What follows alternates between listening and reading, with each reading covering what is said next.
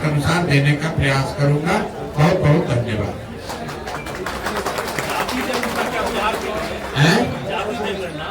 जो बिहार में दावेदारी कर रहे नीतीश कुमार और जो अन्य सरकार है, बोलिए बोलिए, माइक में लेके बोलिए, माइक में लेके बोलो। अभिशाप है बिहार के लिए, अभिशाप है या फिर वरदान? नहीं, जाति की बात कर रहे हैं कि जाति जनगणना की बात कर रहे हैं? नहीं, बिल्कुल नहीं। अभिशाप क्यों है? किसी भी, पहली बात कि बिहार में जो काम हुआ जातियों की संख्या को गिनने का, वो जनगणना नहीं है, वो सर्वे है। जनगणना कराने का अधिकार राज्य सरकारों को नहीं है, जनगणना केंद्र का मामला है। लेकिन उसको आप सर्वे कहिए या जनगणना कहिए, वो सर्वे यहाँ आया, उससे कोई दिक्कत नहीं है। सर्वे में तो वही बात निकल के आई जो सब लोग कह रहे हैं कि समाज का एक बड़ा वर्ग जिसके नाम पर पिछले 30-35 साल में राजनीति की गई, जिनके वोट से लोग सत्ता में बैठे, उनकी स्थिति, उनके बच्चों की स्थिति जो आज से 30 वर्ष पहले थी, कमोबेश वही है। जातीय जनगणना सर्वे का जो राजनीतिक फायदा उठाने की लोग कोशिश कर रहे थे, पिछले 1 साल से हम कह रहे हैं इसका कोई राजनीतिक फायदा नहीं हो सकता है। और उसका परिणाम ये है, आप देख लीजिए कि जातिगत जनगणना और सर्वे को देशव्यापी मुद्दा बनाकर भाजपा से लड़ने का दावा करने वाले नीतीश कुमार खुद ही अपना दल छोड़कर भाग गए भाजपा की शरण में। अगर जातिगत सर्वे का कोई चुनावी असर होता तो नीतीश कुमार छोड़कर भागते नहीं। तो ये सीधा दिखाता है, कोई भी सर्वे, कोई भी जनगणना अगर आप करते हैं, समाज के विभिन्न भागों के वर्गों की स्थिति के बारे में अगर सरकार को उसके बारे में बेहतर जानकारी होती है तो उसमें कोई नुकसान नहीं है। लेकिन सिर्फ जानकारी हो जाने मात्र से लोगों की स्थिति नहीं सुधरेगी। ये जनगणना का विषय नहीं है। पूरे देश को मालूम है कि बिहार देश का सबसे गरीब राज्य है। ये जानकारी तो सरकार के पास है, तो उससे क्या यहाँ गरीबी खत्म हो गई? पूरे देश को मालूम है कि बिहार सबसे अशिक्षित और बेरोजगार राज्य है, तो क्या यहाँ उससे शिक्षा की स्थिति सुधर गई? ये तो ऐसे हुआ कि आप पुस्तकालय में, लाइब्रेरी में जाइएगा, आपको सारे किताब रखे हुए, उससे आप ज्ञानी थोड़े ना हो जाइएगा, आपको सही किताब पढ़ना भी पड़ेगा। तो जनगणना से जो स्थिति निकल के आई उससे स्पष्ट है कि बिहार में गरीबी, अशिक्षा, भ्रष्टाचार, भुखमरी बहुत बड़े पैमाने पर है। और जिन वर्गों के नाम पर लालू जी, नीतीश जी ने पिछले 30 वर्ष में राज किया, उन वर्गों के लोगों को इसका कोई लाभ नहीं मिला है। ये बात पहले उनके विरोधी कहते थे। जनगणना कराकर नीतीश कुमार, लालू यादव ने वो कीचड़ अपने आप अपने मुंह पर लपेट लिया, ये स्वीकार कर लिया कि जिन वर्गों के प्रतिनिधित्व की, आवाज की, एम्पावरमेंट की बात कर रहे थे, उन वर्गों को पिछले 30-35 साल में कोई लाभ नहीं मिला।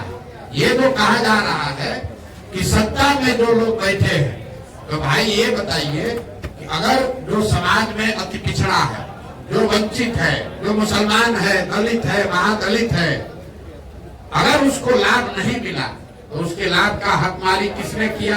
जो लोग सत्ता में बैठे हैं उन्होंने तो किया। तो सत्ता में 32 साल से बैठा कौन है? लालू और नीतीश। तो अगर हकमारी हुई तो सबसे बड़ी हकमारी लालू और नीतीश ने की है। इनको किसने रोका है? आज अभी सरकार में थे लालू नीतीश, साथ में किसी अल्पसंख्यक को गृह मंत्री बना देते, उप मुख्यमंत्री बना देते। तो जब सरकार बनी तो मुसलमानों के वोट से आरजेडी जो अपनी राजनीति करती है, उन्होंने मुसलमानों को एक भी विभाग नहीं दिया। अभी राज्यसभा में अपना भेजे हैं एमपी, राज्यसभा में किसी मुसलमान को नहीं भेजा। मुसलमानों को भाजपा का डर दिखाकर वोट लिया, लेकिन उनको प्रतिनिधित्व नहीं दी, भागीदारी नहीं दी। तो किसने हकमारी की? भाई प्रशांत किशोर तो है नहीं, कांग्रेस तो वहाँ है नहीं, सत्ता में है आरजेडी, और मुसलमानों ने वोट दिया है आरजेडी को। और उसके बावजूद अगर आरजेडी आपको हक नहीं दे रही है तो आपका हकमारी वही कर रहे हैं। यही हाल नीतीश कुमार ने किया। 15 साल से अति पिछड़ा दलित, महादलित का वोट लिया, लेकिन कितने अति पिछड़ों को कोई विभाग दिया? कितने अति पिछड़ों को सामाजिक राजनीतिक जगह दी, अपने विभाग में अपने मंत्रिमंडल में कितने महादलित को जगह दिया है। आप जरा देख लीजिए, उनके अगल बगल बैठने वाले जो लोग हैं वो किस समाज के लोग हैं, वो कितने अति पिछड़ों को बगल में बैठा है। यहाँ का गृह मंत्रालय, यहाँ का वित्त मंत्रालय, यहाँ का ग्रामीण विकास, जल संसाधन, पथ निर्माण, ग्रामीण कार्य, ये जितने बड़े विभाग हैं इसमें कोई अति पिछड़ा, कोई मुसलमान नहीं है। और इसी अति पिछड़ा और मुसलमान के नाम पर 30 वर्ष से ये लोग राज कर रहे हैं दोनों लोग। तो ये जो सर्वे हुआ, ये सर्वे करके जैसे विनाश काले विपरीत बुद्धि, ज्यादा चालाक बनिएगा तो यही होगा। ऊपर वाले ने आप ही के हाथ से ये स्वीकार करा दिया, प्रमाण दे दिया कि जिस 30 साल से मुसलमानों के अति पिछड़ों के, महादलित के, वंचित के नाम पर आपने वोट लिया, उनको आपने कोई हक नहीं दिया। उनकी आर्थिक, सामाजिक, शैक्षणिक स्थिति जैसे 30 साल पहले थी वही आज बनी हुई है। जन स्वराज जो है, क्या जन स्वराज जमीन तैयार कर रही है मोदी यात्रा के माध्यम से? बिल्कुल होनी चाहिए। मैं पहले भी कह चुका हूँ, जनगणना राष्ट्रीय स्तर पर होनी चाहिए। उसमें जनगणना के दौरान जो जानकारी निकल के आए उस पर ईमानदारी से उसकी स्थिति में सुधार के लिए प्रयास भी होना चाहिए। अब आप स्थिति देखिए, राहुल गांधी आज इस देश में कह रहे हैं कि जाति के आधार पर जनगणना होना चाहिए। उनसे कोई ये नहीं पूछ रहा है कि जब पिछला जनगणना हुआ तब कांग्रेस की यूपीए की सरकार थी, उसमें जाति के आधार पर जनगणना कराया गया। कांग्रेस की यूपीए की सरकार ने उस रिपोर्ट को रिलीज नहीं किया। आपको किसने रोका था रिलीज करने के लिए? आज समाज को बांटने के लिए हल्ला मचा रहे। अरे जातिगत जनगणना तो पहले हो चुका है, उसको रिलीज तो कीजिए। ना कांग्रेस ने किया, ना भाजपा ने किया। ये आपको हमको बेवकूफ बनाने के लिए, मुद्दा बनाने के लिए, समाज में बांटने के लिए लोग कह रहे हैं। 10 बरस यूपीए की सरकार थी, जनगणना हुआ है, उस जनगणना के रिपोर्ट को जारी कर दीजिए। कांग्रेस ने नहीं किया। 10 बरस से अब भाजपा सरकार में है, उन्होंने भी उस रिपोर्ट को जारी नहीं किया। तो किसने रोका है भाई रिपोर्ट जारी? आगे होगा नहीं होगा आप ये सवाल पूछ रहे हैं। जो जनगणना पहले हो गया है उसका आंकड़ा पहले जारी कर दो।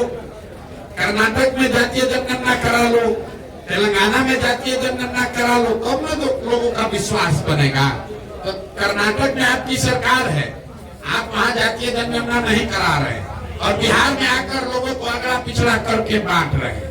कर्नाटक में कांग्रेस ने वादा किया कि महिलाओं को 3000 रुपया मिलेगा पैसा हर महीना, और बिहार में उनकी अभी सरकार थी, यहाँ पर वृद्धावस्था पेंशन 400 रुपया मिल रहा है। आप बताइए, राहुल गांधी अभी इसी इलाके से गए हैं, आप लोगों ने ये पूछा कि आप गरीब की बात कर रहे हैं, तो कर्नाटक का गरीब गरीब है, कर्नाटक की महिला महिला है, कर्नाटक का बेरोजगार बेरोजगार है, और बिहार का बेरोजगार बेरोजगार नहीं है। बिहार का बेरोजगार बेरोजगार नहीं है। अगर कांग्रेस की सरकार बेरोजगारी भत्ता कर्नाटक में दे रही है, अभी आप तेलंगाना में दे रहे हैं, तो बिहार में आपकी सरकार थी, आपने बिहार में क्यों नहीं दिया? कि अगर मध्य प्रदेश में भाजपा वालों ने लाडली स्कीम शुरू किया है, अगर वहां की महिलाओं को 1500 रुपया महीना मिल रहा है, तो भाजपा अभी बिहार में सरकार में है, यहाँ पर क्यों नहीं 1500 रुपया देता है महिलाओं को? हम लोग तो मध्य प्रदेश से ज्यादा गरीब है, क्यों नहीं दे रहे? इसलिए नहीं दे रहे हैं कि नेताओं ने बिहार की जनता को मूर्ख समझ रखा है कि जाति के नाम पर, 4 किलो अनाज के नाम पर वोट लेते रहो, बिहार की चिंता करने की कोई जरूरत नहीं। 1 मिनट रुक जाइए।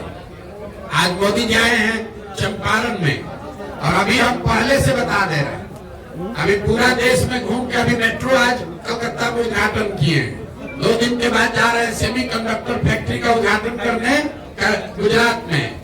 पूरे जगह योजना का उद्घाटन हो रहा है। बिहार में एक भी घोषणा नहीं करेंगे। बिहार में लोगों को बेवकूफ बनाने के लिए ये जो नेशनल हाईवे पास हो रहा है, इसी को कह देता है कि 10,000 करोड़ का योजना है। अरे भैया, आपको बंगाल को कनेक्ट करना है, असम को कनेक्ट करना है, तो बिहार के होके ही तो रास्ता जाएगा। मोदी जी अगर आज आ रहे हैं, ये बता दें कि बिहार में चीनी मिल कब चालू होगा। 2014 में मोदी जी ने कहा था कि जब मोतिहारी में जो चीनी मिल है इससे बनी चीनी का चाय पिएंगे तब बिहार में वोट मांगने आएंगे। आज मोदी जी आए हैं 10वीं बार, उसके बाद आए होंगे वोट मांगने। चीनी मिल कब बिहार में चालू होगा बताओ। गुजरात में बनेगा सेमीकंडक्टर का फैक्ट्री, कर्नाटक में बनेगा उद्योग लगेगा। अब बिहार का आदमी जाकर कर्नाटक में गुजरात में मजदूरी करेगा, यही ये नेता चाहते हैं। एक सवाल है, आप चुनावी रणनीतिकार रहे हैं, कई बड़ी पार्टियों को आपने जिताया भी है, आखिर जन स्वराज की स्थापना है, क्या विजन आपके लोग आपको वोट करें? ऐसा क्या किया आपने आने वाले समय में लोग आपको वोट करें, आपको विश्वास है? किसी ने यहाँ सुना कि हमने जन स्वराज पार्टी बनाया है और आपसे वोट मांगे हैं? आप तो आपकी तैयारी क्या है? सुन तो लो मेरे भाई, आप पत्रकार हो, पहले से घर से तैयारी करके आए हो, यहाँ कुछ सुने नहीं। हमने यहाँ बोला, सब पत्रकारों ने सुना है कि हम लोग ये नहीं कह रहे हैं कि किसको वोट देना है। हम ये कह रहे हैं कि वोट जिसको दो अपने बच्चों के लिए दो और वोट मुफ्त में मत दो। हम जब वोट आपसे मांग ही नहीं रहे हैं, आप कह रहे हैं कि आप पर भरोसा क्यों कर रहे हैं? आपकी रणनीति क्या रहेगी? आप मेरी रणनीति आपको, अगर आपको शंकर जी का त्रिनेत्र के से दिख रहा है, हमको तो नहीं दिख रहा है। हमको ये दिख रहा है कि हमको पदयात्रा पूरी करनी है। हमें ये दिख रहा है कि हमको बिहार के जनता को जागृत करना है। हमें ये दिख रहा है कि बिहार के गांव-गांव से ऐसे लोगों को इकट्ठा करना है जो बिहार में नया दल बनाना चाहता है। जब दल बन जाएगा तो उसके आगे की रणनीति भी आपको दिखाएंगे और आपको बताएंगे भी बुलाकर की रणनीति क्या है। आप हमसे ज्यादा घबराए हुए आप क्यों है? हम तो कह नहीं रहे कि हम चुनाव लड़ रहे हैं। आप तो चुनाव की इतनी चिंता क्यों है भाई? कोई आपने कहा इसी पदयात्रा के दौरान आपने बनाया, आपने कहा कि आप एक राजनीतिक कार्यकर्ता जी, एक राजनीतिक कार्यकर्ता के नाते किस पार्टी को आप चाहेंगे कि सबसे बेहतर या सपोर्ट करना चाहेंगे? मैं आपने कहा किस पार्टी को सपोर्ट करना चाहे, यही कर रहे हैं ना? सुन तो लो मेरी बात। लोकसभा चुनाव में इसी देश के संविधान में वोटिंग जो है वो सीक्रेट है। क्यों सीक्रेट है? संविधान बनाने वालों ने कह दिया होता कि हर आदमी को पत्रकारों के सामने खड़ा होकर अपना वोट देना है। जैसे नागरिक होने के नाते आपको वोट देने का अधिकार है, वैसे हमको भी अधिकार है, हम जिसको अच्छा समझेंगे उसको वोट देंगे।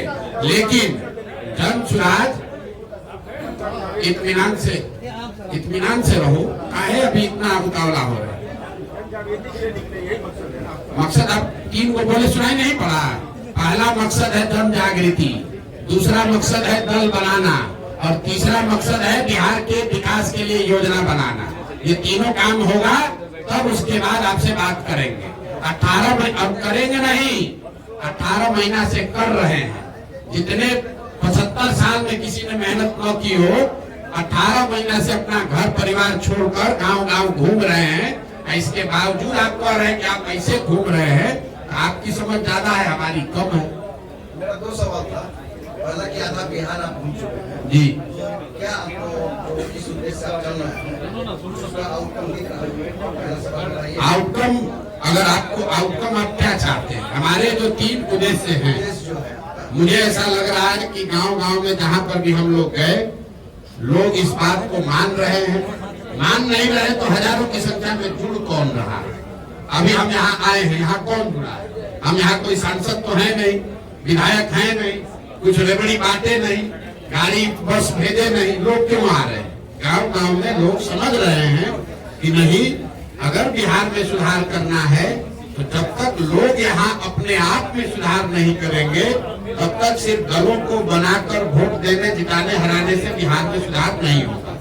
दूसरी बात आपने कहा, दूसरा जो उद्देश्य है दल बनाने का, तो जब पदयात्रा शुरू की थी तो मेरा लक्ष्य था कि हर प्रखंड से 20 लोगों को निकाला जाएगा जो नया दल बनाना चाहते हैं। पदयात्रा का लक्ष्य था हर प्रखंड से 20 लोगों को चुनकर निकालना जो नया दल बनाना चाहता है। आज जहाँ पदयात्रा हो गई है वहाँ पर 2000 से 2500 लोग ऐसे हैं जो नया दल बनाने के लिए इसमें जुड़ रहे हैं। आप देख रहे हैं कटिहार में आपके यहाँ मैं आया हूँ, अभी हम यहाँ पदयात्रा किए नहीं है और अभी हजारों की संख्या में लोग जन सुराज से जुड़े हुए हैं। तीसरा, आपने कहा कि जो आपको क्या दिख रहा है, हर गांव में जहां हम लोग जाते हैं लोग अपनी समस्या बता रहे हैं, लिखवा रहे हैं, ये समझा रहे हैं कि क्या करने से दशा सुधरेगी। तो मैं पदयात्रा और मेरे प्रयास को इन्हीं 3 बिंदुओं पर जांचता हूं। इसके आगे चुनाव में क्या होगा, कौन सा चुनाव लड़ा जाएगा, जब दल बनेगा चुनाव लड़ेंगे तब उस समय उसको नाप लेंगे। अभी तो इन 3 उद्देश्यों से जो पदयात्रा कर रहे हैं उस पर दिख रहा है कि जनता ने इसको लेकर उत्सुकता या बेहतर समझ बन रही है। दूसरी बात हम कहना चाह रहे थे कि आपको जो कि पॉलिटिकल एनालिसिस करते हैं, राजनीतिक रणनीति कर रहे हैं, तो अभी जो सुप्रीम कोर्ट फैसला दिया है इलेक्ट्रल बॉन्ड को लेकर के 10 मार्च तक SBI को दिया है कि वो रिपोर्ट चुनाव आयोग को देगी, लेकिन SBI कल डिमांड कर रहा था कि हमको जून तक का समय चाहिए। आप क्या इसके बारे में समझ? भैया, जो लोग इलेक्टोरल बॉन्ड के बेनिफिशियरी हैं, इसको ध्यान से सुन लीजिए। जिन लोगों को इलेक्टोरल बॉन्ड का, जिन पार्टियों को सबसे ज्यादा लाभ मिला है, वो क्यों चाहेंगे कि चुनाव से पहले ये पंडोरा बॉक्स खुल जाए कि किस पार्टी को किस उद्योगपति ने पैसा दिया। इसीलिए आप देख रहे हैं कि SBI जाकर ये कह रही है सुप्रीम कोर्ट में कि इसको जून तक का समय दिया जाए ताकि लोकसभा का चुनाव निपट जाए, जीत कर लोग आ जाएं, जिसको जीतना हारना है हो जाए, उसके बाद रिपोर्ट लिखते रहिए, बहस करते रहिए, कोई सुनने की बात। ये तो स्पष्ट है कि जून तक का समय मांगने का क्या मतलब है। भाई, जितने लोगों ने बॉन्ड खरीदा है वो जानकारी कंप्यूटर में है, अगर SBI चाहे तो उसको 1 मिनट में जारी कर सकती है। जी, आप ब्लेम कर रहे हैं कि नीतीश कुमार, प्रधानमंत्री मोदी को बनाने वाले भी आप ही हैं। आप चुनावी रणनीतिकार रहे हैं और कांग्रेस से आपकी बात नहीं बनी, उसके बाद जो है आप यात्रा पर निकले हैं। तो जब आप आज ब्लेम कर रहे हैं, उनको बनाने वाले भी आप हैं। ठीक, पहली बात तो आप हमको जरूरत से ज्यादा महत्व दे रहे हैं। अगर हमारे ही हाथ में है कि हम किसको प्रधानमंत्री देश चुनेगा तो हम यहाँ गांव में क्यों बैठे होते, जिसको चाहते उसको प्रधानमंत्री बनवा देते। तो ये भ्रम मत पालिए। दूसरी बात, आपने ये कहा, ये आपका कहना जायज हो सकता है कि जिन लोगों का आपने पहले साथ दिया आज उनका विरोध क्यों कर रहे हैं, वो सही सवाल है। वो इसलिए दे रहे हैं कि 2014-15 के नीतीश कुमार जिनकी हमने मदद की और आज के नीतीश कुमार जिनका हम विरोध कर रहे हैं, इन दोनों में जमीन आसमान का फर्क है। 2014-15 में जिस नीतीश कुमार की हमने मदद की थी, वो नीतीश कुमार की छवि बिहार में सुशासन बाबू की थी, एक ऐसे प्रशासक की थी जो बिहार में सुधार लाने की प्रक्रिया में कुछ प्रयास कर रहा है। आज नीतीश कुमार जिनका मैं विरोध कर रहा हूँ, वो उस नीतीश कुमार का विरोध कर रहा हूँ जिसकी छवि कुर्सी कुमार की है, पलटू राम की है, जो सिर्फ और सिर्फ अपने कुर्सी पर बने रहना चाहता है, जिसको बिहार के विकास से कोई लेना देना नहीं है। 2014-15 में जिस नीतीश कुमार की हमने मदद की, वो नीतीश कुमार थे जो चुनाव हारे नहीं थे। 14 में नीतीश कुमार के दल को लोकसभा में झटका लगा था, खुद वो चुनाव नहीं हारे थे, लेकिन राजनीतिक मर्यादा के हिसाब से उन्होंने पद छोड़कर मांझी जी को मुख्यमंत्री बना दिया। आज नीतीश कुमार जिनका मैं विरोध कर रहा हूँ, ये वो नीतीश कुमार है जो 2020 में चुनाव हार गए हैं, लेकिन 243 के विधानसभा में इनके 42 विधायक हैं, लेकिन कभी कमल को पकड़कर, कभी लालटेन पर लटककर ये आदमी कुर्सी पर बैठा हुआ है। तीसरा, जिस नीतीश कुमार का हमने समर्थन किया था, वो नीतीश कुमार थे जब रेल मंत्री रहते हुए वाजपेयी जी प्रधानमंत्री थे, नीतीश बाबू रेल मंत्री थे। जब गैसल में रेल दुर्घटना हुई, पश्चिम बंगाल गैसल में 285 लोगों की मृत्यु हुई, तो नीतीश कुमार ने अपने पद से इस्तीफा दे दिया था। उस नीतीश कुमार की हमने मदद की थी। आज जिस नीतीश कुमार का विरोध कर रहे हैं, ये वो नीतीश कुमार है कि कोरोना के दौरान हजारों बिहार के बच्चे रोड पर मारे मारे फिर रहे थे, हजारों लोग अपने परिजनों की दुखद उनकी मृत्यु हो गई और ये आदमी अपने घर से बाहर नहीं निकला। ये जिस नीतीश कुमार का विरोध कर रहे हैं, कि हर पंचायत गांव में अवैध शराब से लोगों की मृत्यु हो रही है और ये आदमी पॉकेट में हाथ डालकर हंस कर कह रहा है कि जो पिएगा वो मरेगा। तो नीतीश कुमार का विरोध इसलिए कर रहे हैं कि नीतीश कुमार 14-15 के और 21-22 के नीतीश कुमार, उन दोनों में जमीन आसमान का फर्क है, प्रशासक के तौर पर, राजनेता के तौर पर और मानवता के तौर पर। लेकिन इससे बड़ी बात, सबको जिनको मदद किया उनका विरोध अगर किसी का कर रहे हैं, क्यों कर रहे हैं? इसलिए कर रहे हैं कि लोकतंत्र में वोट और भरोसा 5 वर्ष के लिए है। संविधान में ये नियम बना है कि आप 5 वर्ष पर चुनाव होगा। ऐसा क्यों है? 10 वर्ष पर चुनाव होता तो क्या बिगड़ जाता? 5 वर्ष का ये नियम इसलिए है कि जिस नेता पर, दल पर, विचारधारा पर भी आपका भरोसा है, उसके साथ आप खड़े होइए, उसको वोट दीजिए, उसको मदद कीजिए। लेकिन वो वोट भरोसा 5 वर्ष के लिए है, जीवन भर का बंधुआ मजदूरी नहीं है। एक बार आपने मोदी जी को वोट दे दिया, मोदी जी काम करे चाहे न करे, जीवन भर उन्हीं को वोट देते रहेंगे। और अगर उन्होंने वोट में काम नहीं किया तो संविधान ये आपको बताता है कि नागरिक होने के नाते आपकी ये जिम्मेवारी है कि जिसकी मदद आपने की, जिसको आपने वोट दिया, अगर वो नेता और दल आपके आशा के अनुरूप काम नहीं किया तो जितनी मजबूती से आपने उसका साथ दिया है, उससे ज्यादा मजबूती से उसका विरोध भी होना चाहिए। अगर आप विरोध नहीं करोगे और आपके अगर हिसाब से चले, तब तो देश में लोकतंत्र खत्म कर दीजिए। एक बार लालू जी को वोट दे दिए तो फिर लालू जी का विरोध नहीं कर सकते हैं। एक बार आप नीतीश जी का साथ दे दिए तो नीतीश जी का विरोध नहीं कर सकते हैं। एक बार मोदी जी को वोट दे दिए, अब जीवन भर मोदी जी को वोट देने की जरूरत देते रहिए। ऐसा लोकतंत्र में नहीं हो सकता है। लोकतंत्र में 5 वर्ष का मूल्यांकन का समय है। हर नागरिक को, सिर्फ प्रशांत किशोर को नहीं, ये आपको अधिकार है कि आप जिसको वोट देना है दीजिए। जब वो आदमी काम करे तो उसको फिर से उसका कॉन्ट्रैक्ट, उसका लाइसेंस रिन्यू कीजिए वोट देके। अगर काम नहीं किया तो उसका लाइसेंस रद्द कीजिए, किसी दूसरे का चुनाव कीजिए। वाल्मीकि नगर से चुनाव लड़ेंगे, लोकसभा चुनाव। आप हमको एक पैसा भी नहीं जानते हैं। जिन लोगों ने, पत्रकारों ने लिखा है, वो प्रशांत किशोर को एक पैसा नहीं जानता है। हमको अगर संसद में जाना हो तो उसके लिए हमको पैदल चलने और वाल्मीकि नगर जाने की जरूरत नहीं है। देश के जिस राज्य पर आपको उंगली रखना है रख दीजिए, वहां से जीत कर राज्यसभा लोकसभा में जाकर आपको दिखा देंगे। आपको किस चक्कर में आप लोग पड़ेंगे? हमको लोकसभा राज्यसभा में जाना होगा तो हमको वाल्मीकि नगर जाना पड़ेगा। उसके लिए हमको उसके लिए पदयात्रा करना पड़ेगा। हम दूसरे को, अभी आपको आप प्रधानमंत्री बनाते हैं, हमको अपने लड़ने के लिए लोकसभा जाना पड़ेगा वाल्मीकि नगर।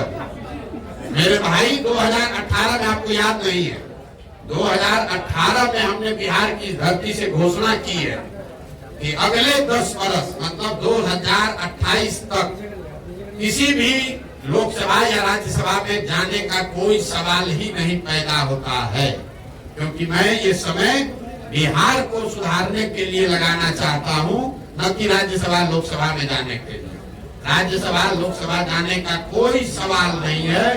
सिर्फ और सिर्फ मेरा एक लक्ष्य है, बिहार को अगले 10 वर्ष में सुधारना, और उसके लिए जो कुछ भी करना पड़ेगा वो करने आए हैं।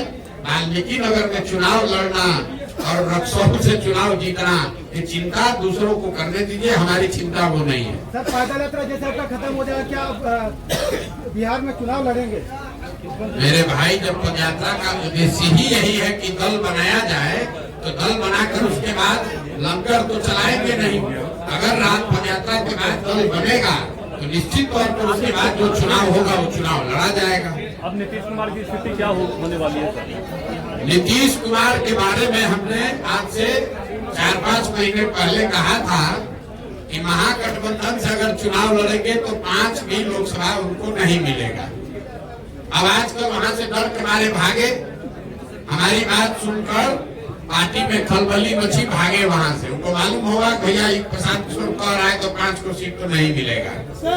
अब जहां गए हैं, अब नई भविष्यवाणी आपको उनके लिए कर दी है।